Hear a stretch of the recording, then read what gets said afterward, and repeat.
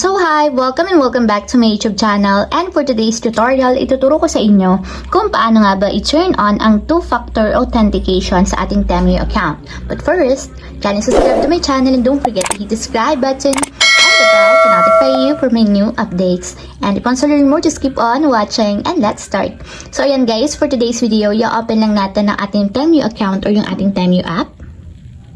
And then, pagka-open guys, itap lang natin dito is yung U na nandito sa may lower middle part. So, tap lang natin yung U para mapunta tayo sa minakang profile.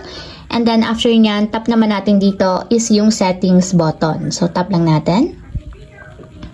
And then, after nyan guys, itap naman natin dito is yung account security.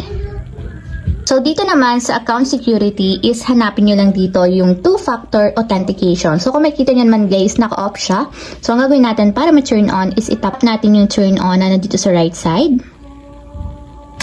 And ayan guys, pwede tayong mamili dito kung paano ba natin i-enable ang two-factor authentication.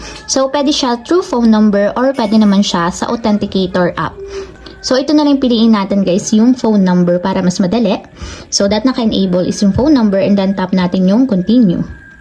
So, ayan guys, ilagay nyo lang yung phone number na gusto nyong i-add as a two-factor authentication kapag magla-login tayo ng TEMU account. So, lagay nyo lang yung phone number.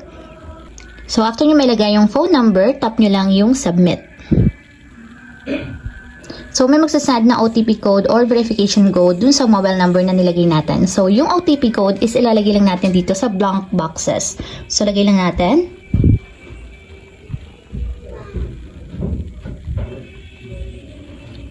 So, yan. After may lagay is nag-auto-verify na siya. And kung makikita nyo naman, lumabas din dito guys yung ating backup code. So, isave nyo na lang yun din yung backup codes natin.